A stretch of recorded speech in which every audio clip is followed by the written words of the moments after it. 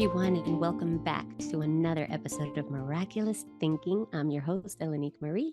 With me, my beautiful friend, Crystal Ann Compton. And here we are again in section 3 of the Surrender Experiment by Mickey Singer. And I'm excited to talk to you about it, Crystal, because it wasn't so different from what we've read before. And yet there was a subtle story going through it that I think is very valuable and that we often miss when we are on the spiritual path. So I want to talk about that.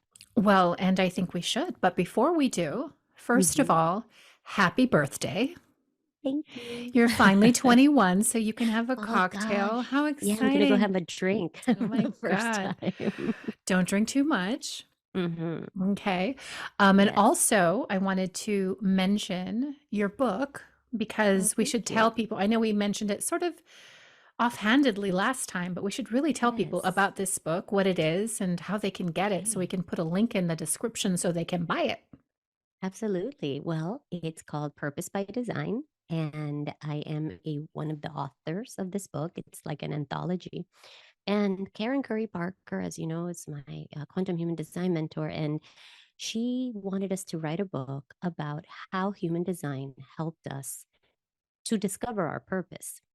And what we found after we started doing some writing on it was that a lot of us had had really difficult experiences that together with human design were kind of what facilitated that change. So the book is really about it's all women and their stories of, how they found their voice, how they overcame really difficult, experiences in their lives, and how human design acted as a vehicle for transformation. Yeah, I was so amazed to find out that another friend of mine, Lisa Robinette, is also a contributor to the book. Yes. Yeah, she's a good friend. She's a good friend of mine. She lives in Hawaii right now. Yeah, she's been to one of the Bliss retreats. What? She wasn't, I don't think she was there when you were there. I think it was the one right before that. So. Yeah, so she's a contributor. Wow. Well, she's lovely. She is lovely. Her chapter is incredible. And yeah, it was really just everybody just kind of sharing how human design has changed their life. And it has changed my life for sure. It helped me to understand myself and how I operate in a way that allowed me to just love myself and accept myself the way I am. And I think amazing. Anything that can do that for you is very powerful and very special. So this is available to purchase now? Yes, it's on Amazon. And from what I was told by the publisher, it already is a bestseller in the I Ching category of Amazon. Okay. I know. So I was like, congratulations. Parker, thank you. She wrote the first chapter. And of course, we're just so grateful to her to have taken us along for this great ride because she has such a devoted following and she's such an incredible writer. And she is not the creator of, but she's the main voice of quantum human design versus regular schmegular human design. Schmegular.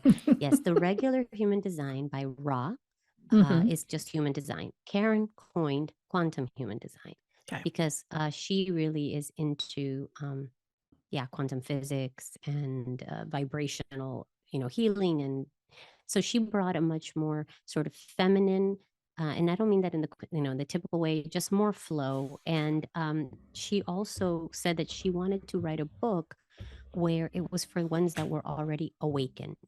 So she wanted to take these concepts that were very much the not self, the shadow, and she wanted to say, okay, yeah, that's there too, but where are we moving towards? Because language creates reality. Right. And so I think both are very powerful. And I study both, I study quantum human design, regular human design. I think they both have a lot of power in different ways. You know what I just realized is that we've selected our next 3 books, right? We're going to have Illusions by Richard Bach.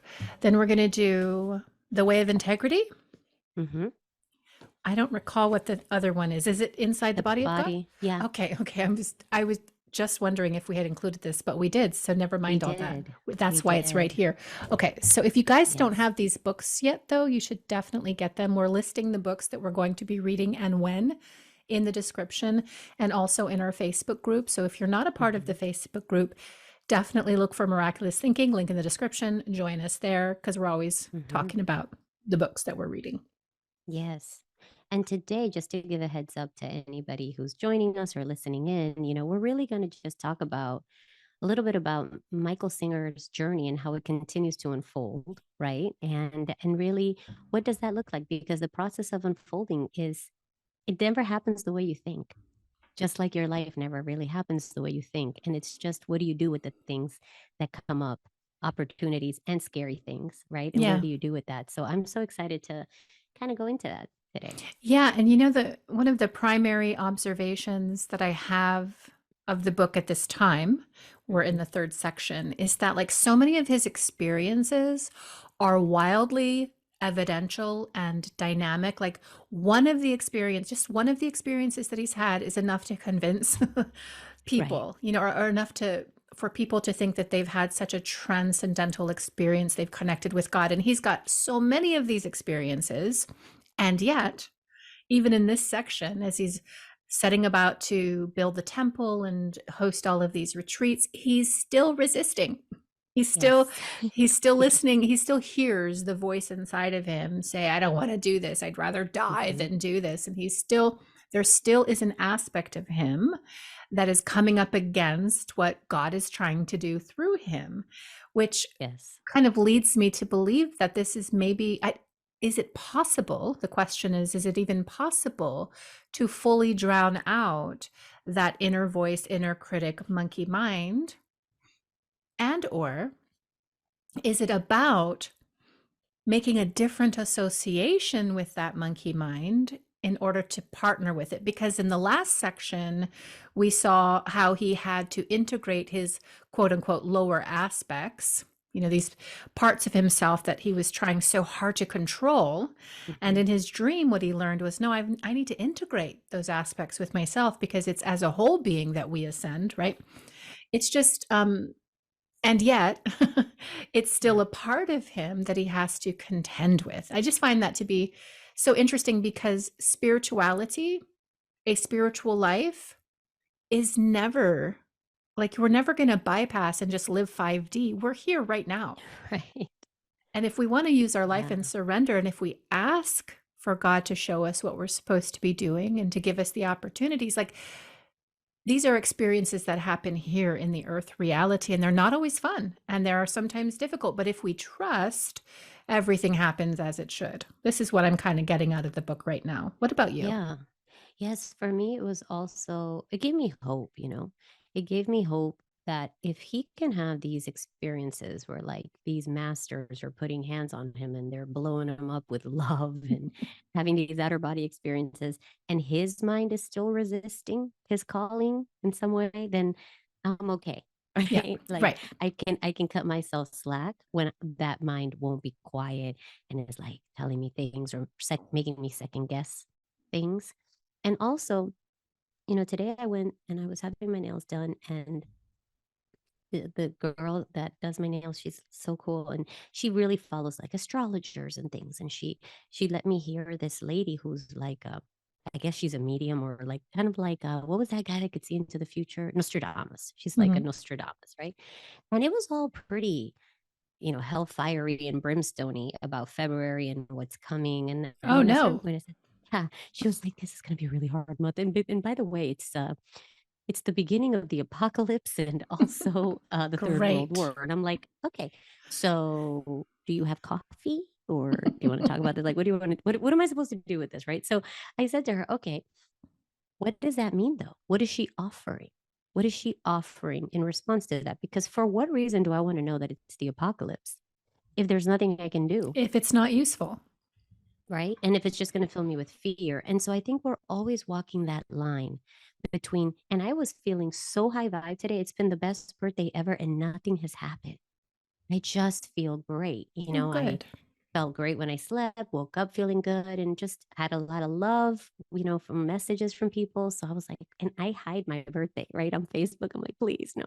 And people still send me messages. And I was like, oh, they must actually know when my birthday is. It was such a beautiful feeling.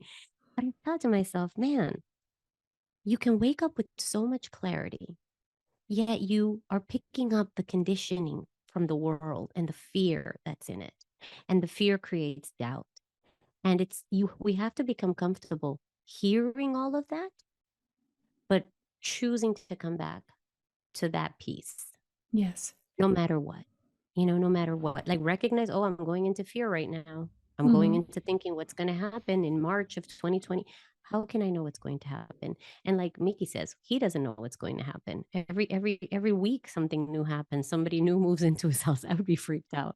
Like every time he goes away, I know. he comes back and there's different people living in his house, like in his actual house.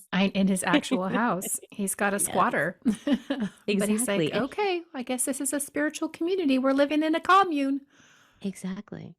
Wow. So it's really it's a choice, right? And in his case, it's a very externalized, loud expression of faith and following. But for those mere mortals as we are, it shows up in much more subtle ways. Like you hear something that's very scary. What are you going to do with that in this life? Are you going to be governed by that voice? Or are you going to come back to center and really reconnect with God and source, whatever, and say, no, who am I?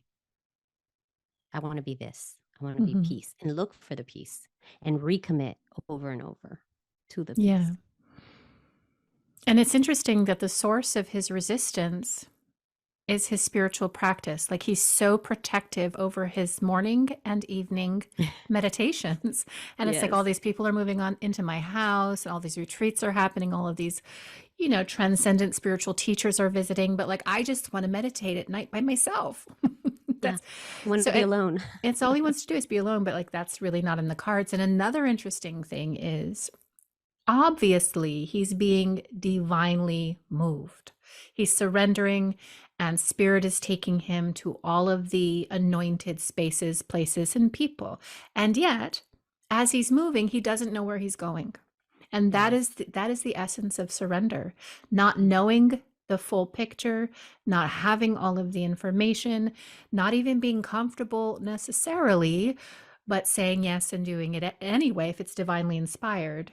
And then with hindsight, looking back and saying, we've been doing this for 35 years. This person has been, receiving meditation classes and teachers for 40 years. And we've had this temple for this long. And I would have never known it had I not just allowed myself to go with that flow. Yes. And it feels uncomfortable. And I It think that's what does. I took from it. It's uncomfortable because if we just want to look at the wiring of humanity, basic wiring, um, everything's driven by a core fear. The fear of the tribe rejecting you because of your ideas and then you being cast out and dying. That's the fear, Mm-hmm. right? At the bottom of it all. And so that's why we try to fit in, and that's why we try to go along with the group and not have any of these individual thoughts and just follow a path that's easy. And when we get into this area of spiritual expansion and evolution, it is not a path that has been tread Mm-hmm. in the exact same way by anyone. Mm-mm. So you don't have something there that's safe. Like, oh, okay, just do this for 12 weeks and you'll get nirvana. No, like you can get lost while you're looking for nirvana. You can go mad while you're looking for nirvana. All these things can happen.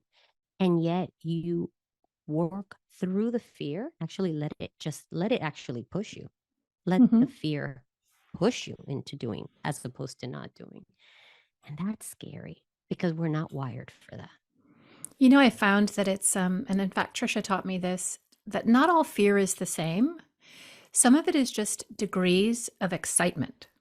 And like maybe anxiety because you're excited. And so if you can reframe some of the fear that you're feeling as you're going on this surrender experiment, or you're allowing yourself to be divinely led, it's not necessarily you're frightened of something bad that's going to happen. You're just excited because something new is going to happen. And that's a little different, and it feels a little Totally. better. Yeah. It does because it's a positive. Yep. It's a positive discomfort, or at least what you hope to get. Mm-hmm. And for me, I've been doing different things. I do human design and I do hypnotherapy, but an aspect of hypnotherapy that I've been getting deeper and deeper into is the past life regressions. Mm-hmm. And at the beginning, I was like, I don't want to touch that. I know. I talked to you in my podcast like a year Remember? ago, and you're just like, whatever. Like, I mean, it's no, if it's helpful, that's fine. Yeah. I was like, Right. no, that's okay. Maybe it's metaphoric, maybe it's symbolic. And I've been getting people like every time I say, okay, that was my last past life regression. Like I will open my calendar and somebody's booked another one, or there's a new course or a new thing that I can do.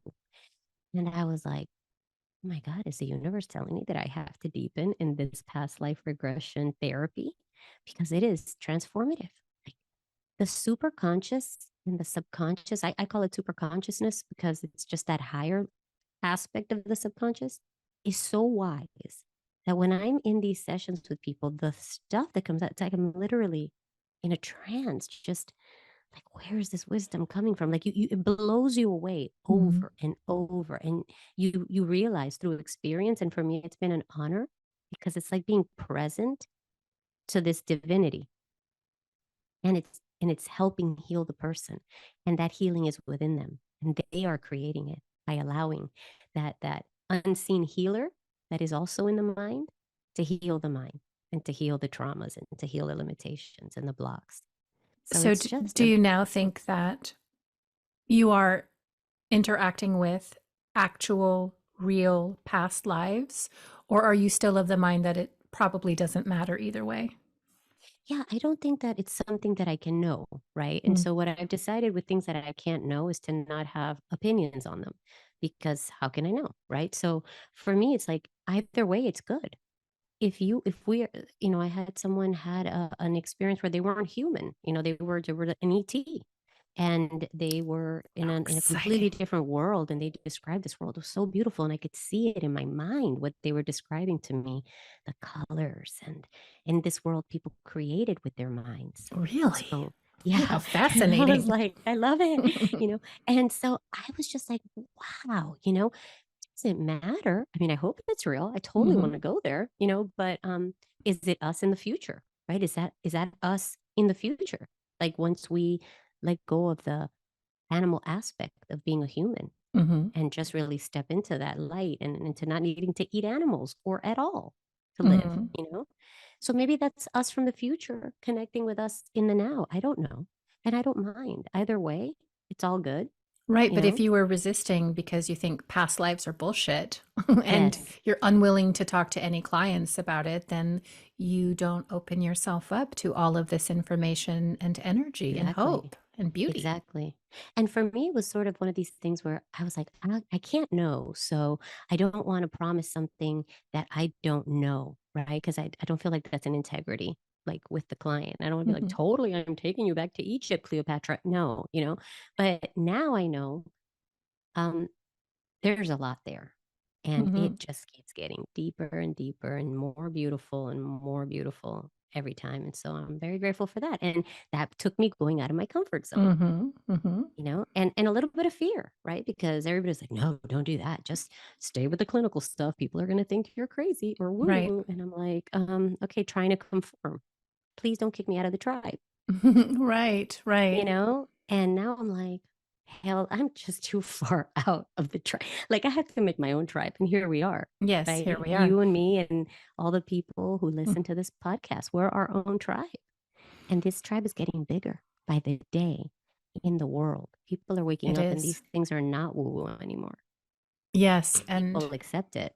you're not the only person, obviously, who has done this, especially someone who's, and I think it happens a lot with very intelligent people or people who have a specific frame of reference and knowledge, like to then be challenged to move away from that and experience something new. The unknown, of course, we get afraid of that and it's very scary. But Edgar Casey, also known as the sleeping prophet and the father of holistic medicine, like he started by giving medical readings, which fit inside of the box of who he was, because at the time he was a Baptist. I think he was a Baptist, but I know he was Yes. a literalist Christian and he believed Mhm. in the Bible and everything in the Bible. But he kept moving in his ministry, and these medical readings started to transform into readings about Atlantis, readings about past lives. He started to talk about his own past lives. And when these readings started to come forth, he was really challenged by it because to him, it was not scriptural. To him, it Right. was heretical. And so there came that moment in his own work where he had to make the decision to trust and to surrender to what was being shown. And he did. And of course, he went on to do some of the most beautiful work. I just love Edgar Casey, but that must have been such a moment for him to Oh, say, okay, I'm yes. just going to trust it. Whatever comes through, we're going to share it. And even Edgar Casey, something that Robert from A Course in Miracles, Robert Perry said, because he used to follow him. He actually went there and studied at the Casey Institute and I've everything. been there too. Have you? Mm-hmm. I've been to the Wow. So ARE and I saw the yeah, hospital. Yeah. you saw Mm-hmm. it. So Mm-hmm. he said something interesting, that he obviously had a gift, but that at a certain point, he also did not replenish himself. So, like, you can also go too far, right? Yes. So, like, you have a gift, but if you are not balanced with the gift, like, I think there was some writings later, I don't remember who channeled it, whatever, said that he could have lived so many more years. Um, but it was in A Course in Miracles. It was in the writings of Helen Schuckman that she got from Jesus that he was meant to live much longer, but he burned himself out because he wasn't listening to the guidance. He was just like, oh, this person showed up. I have to help. Mm-hmm. I have to help. I have to help. And he didn't ask, is this person mine to help, Lord? Well, his own channel told him that. And his channel was named Michael, but his own channeling told him, you got to slow down. And like all Oh, of the readings he did for free, like mm-hmm. donation only or for free. And yeah, he knew that he was overextending himself, but he wanted to just be of service. And him Mm-hmm. too, like you, as we're in this book, The Surrender Experiment, I mean, he just wants, like I said, he wants to meditate. He wants to go back to his little house on his 10 acres of property. He wants the quietude. But the more he surrenders, the busier he's getting, right? And that's kind of the juxtaposition, because he is in this deep space of peace. He is feeling that profound connection, but part and parcel with that, along with that, is the call to serve. You've got to move. You've got to Yeah. act. You've got this one life to do all of these things. And like, there are so many things you can do. And here in this section, he's building a temple. He is Yeah. hosting like luminaries, world Yes. luminaries on this property. He's doing so much. He's teaching his classes. He's hosting these meditations. He's going to prisons. Like 3 years earlier, 5 years earlier, he was doing none of this. So he's getting so much busier, but that's part of it. That's the beautiful part of it. That's what service looks like. You got to get out and got to do it. Yeah. Yes. And it's a fine line, isn't it? It's a fine Mm-hmm. line. And that's where I think really, like human design, when they say you have to follow your authority and your strategy, like, don't go looking for things to do. If you're a generator, wait for something to respond to. And if you're a projector, really wait for an invitation. And when you receive an invitation, ask yourself, is this the right invitation for me? And I think that's one of our listeners. She raised that point. Mm-hmm. How do I know when it's spirit and how do I know when it's ego? And I guess it's practice. It's Mm-hmm. practicing and seeing the results of your choices and learning to really know what spirit feels like versus what ego feels like. But it's a dance. And sometimes you're more connected and sometimes you're less connected, and life is an ebb and flow. It's not a straight line. And how boring would it be if you were like, oh, okay, I mastered that, okay, great, done. Well, and I find that it's so common in the spiritual community to be inclined to bypass humanity, your humanness, like to Yes. bypass the human condition, to not explore it fully. And instead, let me just pop out into another dimension and talk to angels or be Mm-hmm. blissed out and not really be present. But that's not why the soul chose to be here in the first place. And so part of Exactly. your spirituality is your life in expression, your life in process. That's what the soul came to experience. That's lending itself to your refinement as a soul. So to want to bypass that so you can meditate all the time alone on your property, I mean, yes, there's a place for that, but that's not why you came here. So if you're really going to surrender to the flow of spirit, you're going to find yourself out of your house, probably out Mm-hmm. of your house with other people and serving at the highest level. Like there's always some place to serve. There's always going to There be some is. place to serve. So I get I it. follow. I understand why people want to be astral or want to be in Yes. heaven, But like Ram Dass said, Ram Dass, who actually visited the Temple of the Universe, Ram Dass said, be here now. Be here now. Be here now. You Yes. came to be here now. Anyway, I cut you off. No worries. There's just this girl that I follow on YouTube. She's a non-dual practitioner, whatever. And now she's a teacher, so she's all about non-duality, meaning really sort of like Ramana Maharshi. Ramana Maharshi? Is that how you say it? Honey. The spiritual teacher. Anyway, I don't know. He's like really into who am I? And then that contemplation and who am I? And that you're not this, you're not that, you're the observer, right? So she did this cool video on YouTube and it freaked me out because the video was saying when she started on the non-dual path, she wanted to let go of suffering. And the suffering was tied to her identity and who she was and who she thought she was and what she thought she was supposed to do. And so she was looking for a path out of that suffering. Yet what she didn't realize was the sweetness and the joy and the happiness that she was also going to have to let go of that comes from these concepts that we have, like my son, right?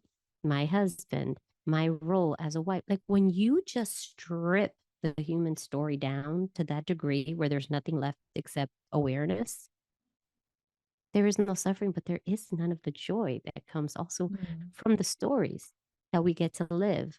And it's okay to live those stories and have joy and ultimately know they don't belong to you and that they are not you. But there is a sweetness in it, just like there's a sweetness in a delicious meal.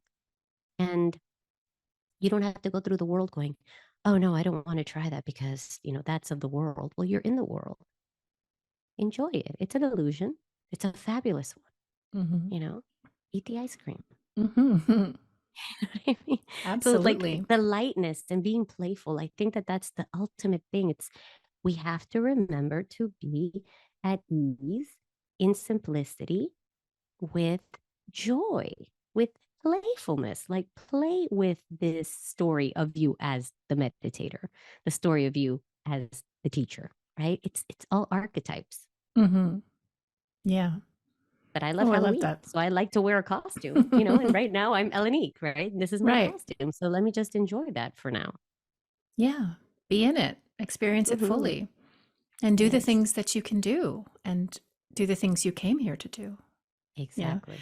I feel like people are sometimes so afraid of life, and because they're afraid of suffering, they're afraid of certain consequences, they're afraid of the unknown. But like, I think if we say yes to the surrender experiment, and we talked last week about how it is the initiation of a process, it's not just saying yes to everything because you're a doormat, but like once you actually say yes to the unknown, don't forget, you can trust. You can trust. That doesn't mean you're never going to have pain. It doesn't mean you're never going to have loss. You're never going to suffer. But you can always trust that whatever is happening for your highest good and the highest good of others as well. And therein lies more sweetness. Yes. And safety that doesn't change, like that sense of being safe, not in things not changing, but in knowing that you are in a changeless place as things change. That there's this peace that doesn't change and that you're connected to that. And no matter what is happening, and it may not all be easy, but you will be able to get through it by being in that changeless, beautiful, loving place. Well, and I think that's what St. Paul was speaking about when, gosh, all the disciples, apostles, and their untimely ends. Some of them were absolutely horrific, and Paul is no exception. But, he's imprisoned. He's going through all of these tortures. But, he ultimately says, and of course I paraphrase, I don't have the scripture in front of me, but he says, what are you going to do? You're going to kill me? What are you going to do? You're going to torture me? You can't touch me. I don't live there. I'm a soul connected to a God, and that is unseverable. You cannot take it away from me. Almost like do what you will, but I'm here to serve my purpose, live my life according to that vision. There's nothing you can do to really touch me. And I've never forgotten that, because that's true. This is the peace, that's that connection that we can always return to, and that we always are. But we are also this other thing, this life. And sometimes life hurts, sometimes life is joyous, but that's all part of it. It is. It is. And it's hard because we want the good things. Today I was thinking, this birthday's going so quickly. It was like 3 p.m. I was like, it's already 3 p.m. Birthday's almost over. And it's been so great and nothing has happened, but I'm so happy. I wish I could hold on to it. And then I heard another voice in my head. It's like, that's not what it's for. Just be here now, Yeah. fully embrace it, fully feel it, be happy. And that's it. That's the gift. Like, don't try to be like, can it be today and tomorrow? And can it be Right. the day after that? Right. Because we want that, but that's not what creates the joy, really. The joy is just being fully present to whatever it is. And that's why I just tell people, like, when I was getting the chemo and I would look at that chemotherapy and the red one was the bad one, oh my God. And I would just look at it and be like, I love it. I am loving this chemo. And then I'd be like, well, I'm in this bed. I have all these beautiful nurses. They were so loving, the people at AVL Hospital in Holland. Shout out to AVL Hospital in Holland, best Yes. people in the world. And they would come and they're like, okay, we're going to give you an ice cream so you can put it in your mouth, because you have to put it so that your mouth doesn't burn, because you can actually, it burns in your mouth. So while they're giving it to you, you have to have this lollipop. I was like, I'm lucky enough to have a lollipop. You know how many people are getting chemo? They don't have a lot, those cold pops, the ice Mhm. pops. I was like, and this is orange. I love this flavor. And so it's like just being in the moment.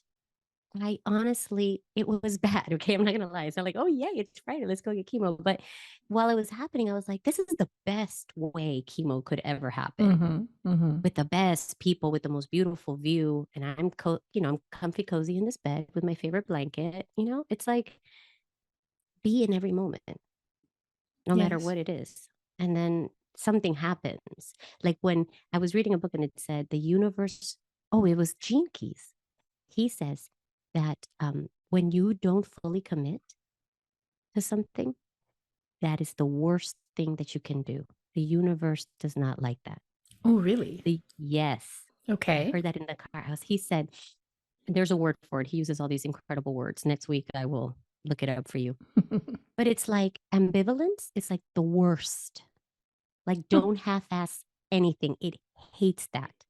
Even when you fully, fully, fully commit to something terrible, the universe rewards that, because you're all in with it. Mhm. You're like, yes, I am evil. I'm Darth Vader. I'm going to do this. Right. And you saw it. He had a force Yeah. because he was focused on the dark side. So, and we've seen that with the terrorists and with the, what do you call it? The dictators and these people. There's a power Yes. because of the commitment, and you choose what you commit to, but the universe rewards it. And what it hates is dilly dally. Like, yeah, well, I'm half-heartedly attempting this, and if it works, it doesn't like that. Doesn't know what to do with that message. That's an interesting perspective. It is. And I was thinking, yeah, it must be like when you go to order at the girl's like, what do you want to eat? And you're like, should I have the steak or should I have the chicken? And the waitress is like, come on. I feel like the universe is that waitress. It's like, I Right. can't deal with your ambivalence. Please make a choice. Oh, that's interesting. And usually when we're ambivalent, we're probably always also reacting. We're not intentional. We're just like reacting to Yes. kind of what's happening in the life. We're not choosing, selecting, leaning into. So, yeah, reaction would be more passive, probably. It's not that you can't have a big reaction to something, but I hear what you're saying with regard to what you choose and what you put your power into and how that's Yes. amplified because of the choice. Yes. You choose, so you activate. Yeah. And the more you choose with like precision, it just potentiates, right? Like when we Yes. all pray together and we pray for someone to heal, there's a power because we're all focused on that outcome. So commitment of vision or desire or choice is rewarded by the universe, No matter good, bad, no or matter indifferent. what, because it doesn't judge, right? So Right. it's all just energy. And you And see it in this book too, because he chooses to surrender, yes, right? Again, he's not a doormat. He's not a passive person. There are definitely things he desires, but he makes the choice to surrender, and that amplifies what's being offered to him on the journey. More yes. and more things come his way that he begins In to the say same yes to. way. Yes, in the Right. And same he gets way. to keep surrendering because he's like, I want to surrender. And they're like, really? You want to surrender? Here's some more stuff to surrender You think you to. do? There's Yes. another person in your house. Who's It's this? hilarious. Oh, why don't we kind of go through the Yes. chapters? We don't have to like parse it all the way Dissect out, it. but like Yeah. there's some key things that I want to get into. I guess we start here with the chapter "The Call of the Living Master," and here we're introduced to Baba Muktananda, and I saw that name, and I said, "Why do I know that name?" And I'm like, "My uncle." There's a picture of him right up there, Jerry, was a devotee of Baba Muktananda. I actually asked my Really? auntie, yeah, right before I got on with you, I'm like, who was his guru? And she's like, Mukadanda something. And I'm like, yeah, that's right. Muktananda. Yeah. And Yes, I've that's got a it. That's it. beautiful, it's Muka, Yes, Muka doo auntie. doo, like it's Muktananda. But I was like, yeah, Oh, God. my uncle followed him probably at around the same time. But here he goes to visit his ex-wife in this chapter. He's up in North California because it's hot in Florida. He ends up seeing his ex-wife Shelley, and come to find out, coincidentally, she's also into yoga, and she's also into all this stuff. And she's the person, right, who shows him. He's there when he sees a rendering or a picture of Baba, right? Yes. Yes, in the meditation room. In the meditation room. And then upon his return home, he finds that Sandy Boone, who is that woman who was walking on his property and then who built her own little house on his property, he resisted, but he let her do it. She's gone. I don't know where Sandy went, but now Rama is there, her friend, in her place. And so he goes over to introduce himself to this new tenant on his property. And she shows him the loft area where there are more renderings or pictures of Baba. And so now he's starting to notice patterns, repetition, synchronicities, which I have always told like my students, like that's one of the primary ways that spirit talks to you. It's through repetition, and especially in threes. Like if something comes into your awareness 3 times in fairly short order, it's probably something you should be paying attention to. So by now, Mickey sees this and he's like, oh, this must be important. And then Rama says, you should host him for a retreat over here on this property. Of course. Of course. And he's like, absolutely not, in his mind. But she's very direct about it. And so then he says, okay. And I guess they reach out to Baba's people. We have a representative of Baba who comes to the property and says, you're not nearly ready. Yes. We're talking 350 people will be here for a retreat. Like we have to have some infrastructure. And so they realize, okay, we've got to create the space and create the infrastructure. Yes. And he said that what I thought was funny was that the representative was like wearing a suit and was not impressed with him. He thought the guy would be like all like, ooh, but he wasn't. He was like super, with his formal wear. Right. He didn't seem too impressed with me in my jeans. I thought it was funny. I don't think Mickey's ever worn anything but jeans and sandals and a t-shirt. Not in this book. And his hair in a ponytail. Not in this book. And then he asks this representative in a suit a question. He's like, well, why is he even coming? I'm paraphrasing. Why is he even coming here? He can't speak English or something like that. Or like people don't understand what he's talking about. And he essentially says, everybody wants to come and see Baba. Right. And so the next chapter, which is entitled Shaktipat, which I've always been so fascinated by Shaktipat, is the chapter where they decide to go somewhere outside of Atlanta because Baba is visiting. And so he feels, well, let me just take a few friends. We'll go up there, see who this Baba person is that we're building this whole retreat infrastructure for. So they make the trip and they go there, and he's meditating. Well, at first he's meditating like on the first day with everybody in a very dark room, and he senses somebody approaching from behind. He feels the energy of it, like a big, strong energy. And it's Baba. And I think Baba touches him here. Yeah, he touches his third eye. And he's been feeling a gathering of energy in his third eye area. And so Baba touches this, and it's kind of a blast of energy. And then on the final day, I think he's there 4 days, he's back in that room, in that dark room. And Baba approaches again, and he feels him coming, which I just feel like he's got to have like big energy, just a big field of energy just swirling around him. So Baba approaches again, and this time touches the crown of his head And when he touches the crown of Mickey's head, Mickey immediately pops out of his body. Yeah. And can't get back into his body. Yes. And so he starts panicking in the astral. He's like, whoa, trying to get back into his body, struggling to get back into his body. And then Baba touches his back, kind of rubs his back, and boom, he's back in the body. But then when he's back in the body, he notices my heart is just fluttering. My heart's not going to be able to keep up. Something's wrong. And Baba comes around and places a hand over his heart, and his heartbeat regulates. And he thinks, wow, what the hell is this? This is a big energy. Exactly. The whole time I was reading that, I was like, I want to meet Baba. I was like, I mean, I just want to meet somebody with that kind of power, you know, a spiritual teacher with that kind of. Hello. Okay, sorry, I forgot about you. I forgot about you. I'm just joking. No. No, I get it though. Yeah. But you know, just to experience that. Yes. And that was what the representative was referring to. It's like, it's not really necessarily verbal. It's vibration, it's presence, it's connection. You don't have to say a word to be shifted by it. And that's the thing that we forget, right? That the energy is most of it. Yeah. Energy, right? Yes. And people are like, we're so used right now to what I call like window dressing. We window dress ourselves to fit into people, right? Especially with social media and this emphasis on the external and the marketing language and how you sell yourself and blah, blah, blah. But when you're real, you can have the crappiest website. You can have no phone number, you know, and the energy of you acts like a magnet, and people are just like, wah, wah. Like people just find you because you call them with the only real communication, which is energy, your energy. Yes. You know, and energy, so I feel like now we have a lot of fake energy masquerading as real energy, which is sad. Performative spirituality.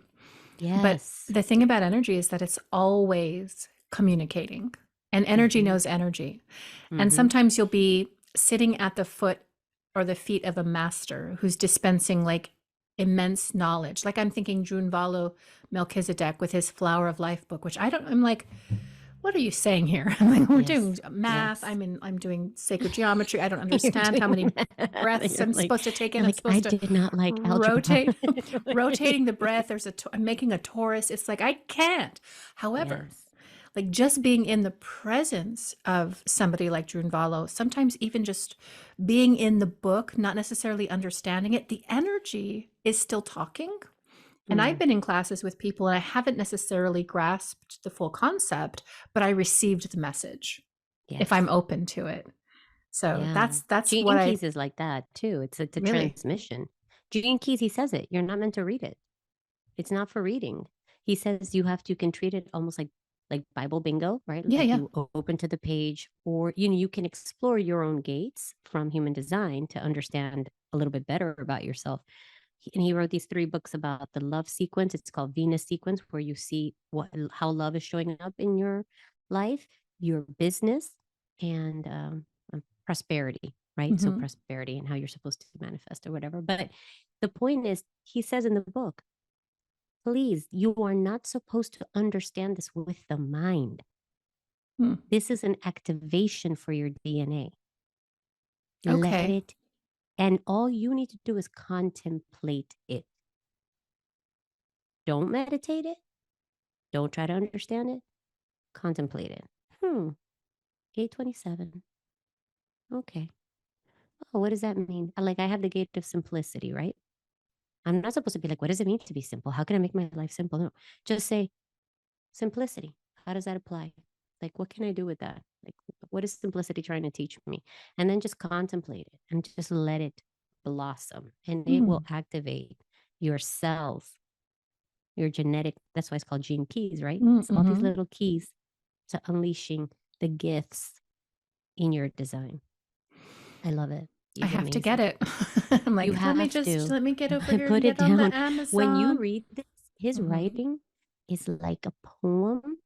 It's like a song. It is just beautiful. And even though it's so deep, it's easy. Mm. And I've been practicing that. I cleaned out half my closet. Like, I'm giving away half my stuff. I cleaned out half my plates. I was like, I need simplicity. Like, I Mhm. need to have only what I need so that my mind can be clear with what needs to happen next. We can get so distracted with the clutter. Clutter creates, Oh gosh, overwhelm, yes. Yes. right? And I think we all have that, like, especially in the West, when we have too much of everything and we think more is going to make us feel better. It's like, well, wait, I have one air fryer, but wouldn't it be better if I had a bigger air fryer? Yeah, You know no, what I mean? I'm at that stage in my life too. I'm just like, I gotta donate it. There are other people who could use it. If I haven't used it in 3 months, am I ever going to use it? Mm-hmm. I'm the same way. I just Yeah. have I pulled my Gene Keys chart. It's over here. I'm Did going to you? talk to you about it later because I'm like, oh, this Okay. is so interesting, but I didn't quite understand it. Um, Yes. but yeah, that's the nature of energy, It's uh, beautiful. alive energy. It's talking, Alive then. it's moving. Yeah. Yes. And so that's Yeah. what was happening definitely with Baba. So the next chapter is Gainesville hosts a guru, but I love the beginning of this chapter because he realizes, or he's told, that what happened with Baba is called Shaktipat, which is essentially a dispensation or a transference of energy that activates. And sometimes it Mm-hmm. activates your Mm-hmm. kundalini, maybe it activates your third eye, but it activates you. And that's what Baba did when he touched him. Um, and it seems that the followers or the devotees of Baba just assumed that because Mickey had this experience, that he would now regard Baba as his new teacher. But Yes. up to then, he regarded or regards Yogananda as his teacher. So there's kind of this Yes. curious part where he kind of goes outside or into a garage area to thank Yogananda for everything that he's done.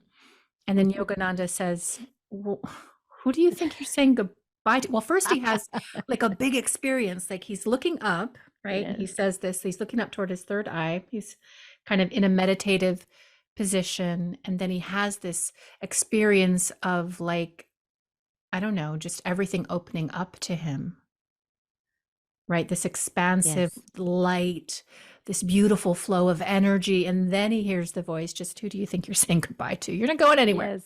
I'm your No. teacher. I laughed so hard because that reminded me, I don't know what movie it was, where the guy keeps trying to break up with the girl. He's like, yeah, so girl, that's not going to work out because, and she's like, no.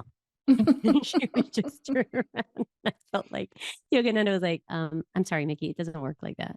Like, Right, we're ride or die. This is right. it. Like, you can test other prophets, but Mhm. this is your main man right here. So You're coming just back to me, chillax and babe. don't say goodbye. Don't be so Yes. quick to say goodbye. Oh, that was funny. So ultimately, they get the retreat space together, and Baba comes, and it is like standing room only. People travel from all around to come and see Baba. And he talks about inviting Baba to the prison because, again, he's got a ministry with the prisoners. And I think at this point, it's more than just one prison. He's moving to other prisons. And so Baba goes and speaks to the prisoners who love Baba Muktananda, and thus begins Baba's ministry of serving in prisons for the next, I don't know Mm-hmm. how long, many, many years. He Yes. continues to do this kind of work. Yes. And it's beautiful, right? Because it's like a ping ball, like a domino Yeah. effect. It's just he had an effect on Baba. Baba had an effect Yes. on him. Everybody's Right. touching each other. Right. And so interestingly, at the end of this chapter, he's back at the retreat space, and I guess there's like a VIP section, and he sees the name R. Friedman on the door Yes. of a VIP room. And he's like, well, Ron Friedman, that's my former brother-in-law, the brother of Yes. Shelley, who he visited earlier. And so he runs into Ron, who is the man that he was talking to when he first observed his inner voice and said, hey, who's that Yes. talking? He was Mm-hmm. actually sitting and talking to Ron. And so they have both gone on their own journeys. Now, Ron is in a different situation. He's got a Ferrari, he's got his own private Yes. plane, he's a wealthy lawyer in Chicago. Yes. But nonetheless, he's had a spiritual awakening himself. I thought that was so interesting. I thought so too. And again, what I loved about it was that showing that you can take a whole bunch of different paths and end up in the same place. Yes. He took this, I'm going to go hide in the woods and I have to meditate and it has to be so austere. The other guy went all the way in with life and all the trappings of it, yet he was still able to reach a place where he found his spiritual, guidance and developed his soul. So we can get there an infinite amount of ways. I'm just wondering, did Ron know that this was Mickey's land, or did Ron know that this was... I don't know. So funny how there are no coincidences. No, it's very cool. So the next chapter is called The Temple is Built. And so after the Gainesville retreat with Baba, I guess there's another opportunity to host another teacher named Mataji. She's a female guru. And Mataji comes to the land and she walks the land and she kind of gazes over to a specific section of the land and said, this is holy land and there's going to be a sacred temple on this land. To which Mickey immediately has resistance. He's like, I'm sorry, no, universe, I said what I said. And what I said was, I don't want people to be here. I want to be alone. I'm not building a temple on my land. Which, of course, now we know by now, he's going to be building a temple on this land. Yes. And of course, people show up, the right amount of people, the materials show up at precisely the right time.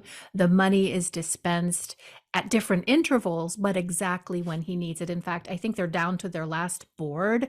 The temple is not done. And he's like, well, we're going to keep working until that board is up. He goes out to check his mail, and in the mailbox, there's an envelope with $2,000, which is enough to keep the project of the temple going. So that's beautiful synchronicities. It is. So the temple is opened for the first time in September 1975, and different members bring different revered items. For example, there's a statuette of Buddha.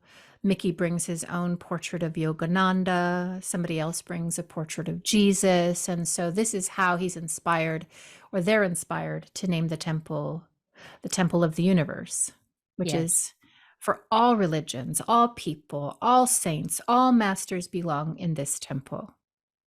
Beautiful. I love that. You said you visited this temple? No, I said I wanted to visit this. Okay, I was like, I think I wrote to them, and then we said we're gonna go. And even one of our viewers that I know sent me, let me know when you're going on that road trip. I want to come with. I had a dream. We need to do a pilgrimage. I would love to do a pilgrimage. Yes, I had a dream that you were telling me that. I had a dream that you were telling me. Yes, I had a dream that you were telling me that, which is why I thought, and that's why I should have asked you beforehand, but I had a dream that you were actually telling me that on Zoom, that you had been to the temple. No, well, now we're going to go. And now we're going. See, I mean, and so it is. Happen. And so it is. I'm like, I thought she said she wasn't, but then, I don't always remember I wanted accurately. to go very badly, and I even wrote to them to ask them, is there a program I can come so I can learn to be like Mickey? And they're like, no. It just says you have to stay in the present moment. I'm like, anything else? They're like, no. Nothing else. Nope, that's all, young lady. Good luck with you. Oh gosh, we should do it. Maybe 2023 we can do it. I would love to do that. I feel the energy of I'd that. be all over that. I would love to. Okay. Your birthday's in May, right? Yes, May 9th. Yes. Maybe we have to go on a birthday pilgrimage. Don't threaten me with a good time. I would love to.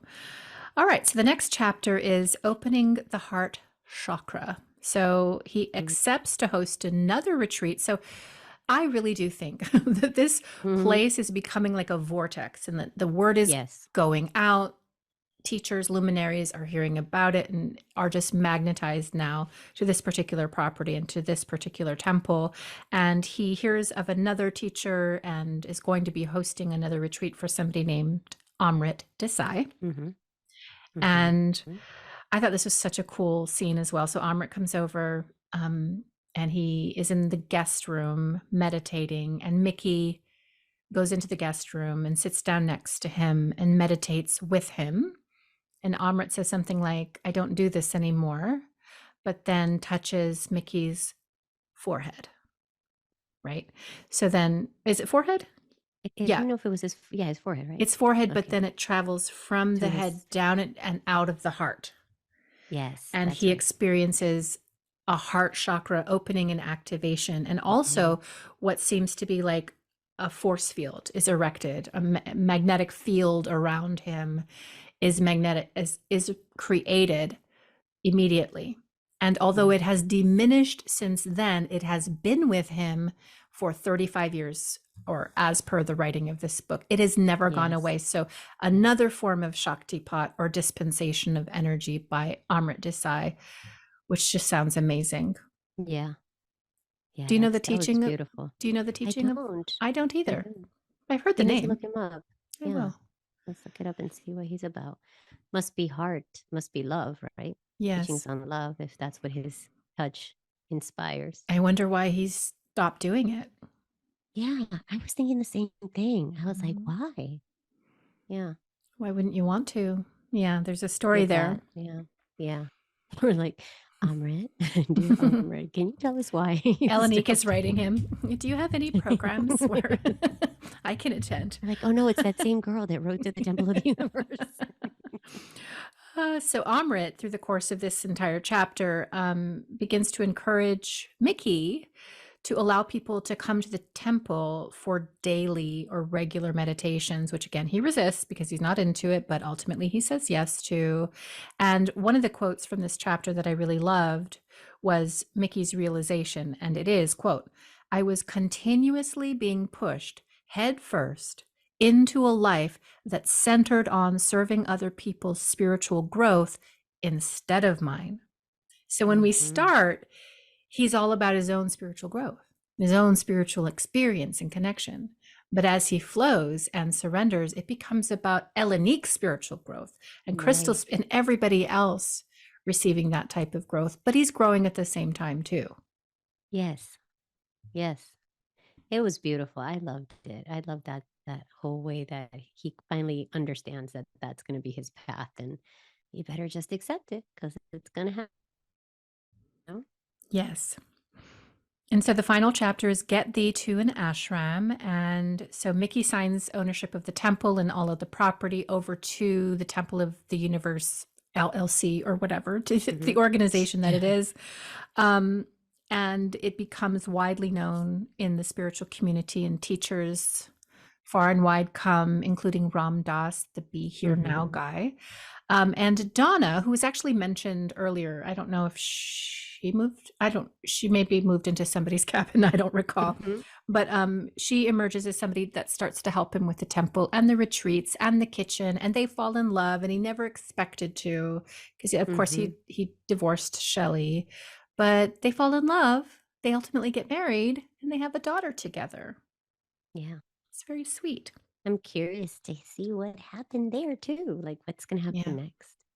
Curious The to next know. section. Yeah. Notably, Mickey takes no credit for starting the temple, and he really shouldn't. Yeah. Because everybody else told him to do it every step of the way. Exactly. Go teach this class, go to this retreat in Northern California. And so he doesn't take any credit for it. He doesn't feel that he's done it. And all he did was let go of himself and allowed what was meant to be to be. Thus concludes this section. Yes. I love it too. I love his writing, his style of writing. Yes. I love the experiences with like these different masters. They're so Mm-hmm. magical and mysterious. Yeah. They are. Oh my goodness. Now his story is just so unique. Like it's so powerful because he meets so many interesting people. It Mhm. wasn't just like, oh, I found that one master and then I went there and I stayed for 40 years. It was like you continually see him evolving and people Right. being brought to him for the next step. So I thought it was beautiful and inspiring. One thing I do want to say though is that I wouldn't want anybody to be misled into thinking that a spiritual life has to unfold like that, or Mm-hmm. look like that, or be as like hugely evidential.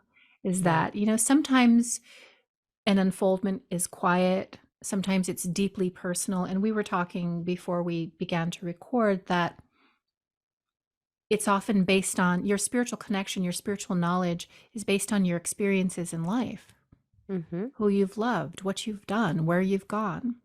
That's your spirituality too, and it is just as important. And so if things don't happen the way they're, I just want to say that I don't think it's a guarantee that if you initiate the surrender experiment in your own life that you're going to meet, Baba Muktananda or his Right. present day contemporary, or that you're going to have a temple on Exactly. 10 acres. It might not happen, but it'll happen as it should for you. Hmm. Yes, I think it's so personal. And everybody has their karmas and their dharmas and the things that they're meant to go through and the things that they're meant to contribute. And we have to, that's where the surrender comes in. Mickey's Mm-hmm. was to make a big, like a big impact with his community and his writing, but someone else's may be just to be a wonderful mother, Mm-hmm. a devoted mother that, mirrors unconditional love for her child. And that was her whole path. And so Yes. that's beautiful too. And that's such a good point, because you mentioned about today being your birthday and it being such a lovely day and you want to hang on to it. It Yeah, is the expectation that it will stay. It is the desire, the need for it to stay that ultimately creates suffering and disappointment, that's it. as opposed to allowing it to be whatever it is. As he said, let it be what it's supposed to be and just be okay, be happy, be joyful, and in peace with whatever it is. Because when you try to cling to it, or when you think that your life needs to look like Mickey Singer's in order to be Hmm. a spiritual life, well, then you're already stumbling yourself. Well, you're not being authentic, right? You're not being authentic. You are trying to be somebody else. And there you've already cut yourself off from your power because it's Yeah. not you. Everybody's themselves and their journey is unique. So, Bring your practice, bring your spirituality to every aspect of your life. Bring it to your marriage. Bring hmm, it to your children and your parenting. Bring yes, it to your job. Bring it to your commute. Bring it to your garden. Bring it to your animals. Like, in every single way. The more mundane, I mean, it doesn't feel as glamorous because Mataji isn't walking across your property, but even the that's mundane funny. moments are super profound, and you never really know the impact you're having on somebody else. Like, when you look at No, his former brother-in-law, Ron, just having that conversation with him, he had no idea that this was creating a space, an energetic place where Mickey could have this epiphany of self and then go on this huge journey. But he was making himself available for that. And then he comes back around and he sees him at the retreat. But you just never know, even in the hmm, mundane things, the mundane conversations, what spirit is doing behind the scenes. yeah, you don't. And it's like that tapestry metaphor that I love. It's like you're seeing a knot and another knot and another knot, and you don't get to see it. But if you flip it, you see this beautiful carpet and the beautiful picture and all the little pieces that came together. And all you need to do is contribute that stitch that was yours to contribute. And some people contribute 100 stitches and some people contribute one. But if you don't have one, you don't have the picture. Yeah. I love that. Okay, so that was section 3. Next, Hmm. we are going to be getting into section 4. But I'm thinking, like, is there a way we can get on through this by the end of Yeah, February? I think I'm, so. We have, what, 3 weeks left of yeah, February? 1, 2. Or 2 weeks? No, the 14th and the 21st and the 28th. Yeah. Yeah. So I think if we do section 4 and 5 next time, as Hmm. opposed to Hmm. just section 4, and Yeah. then the next week we do 6 and 7, and then the third week we do 8 and 9, then we complete the book.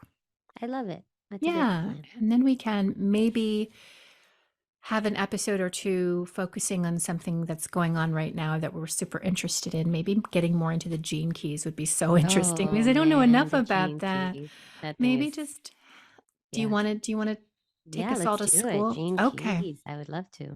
Okay, so that's how we will finish out the month if you're following along in the book once again.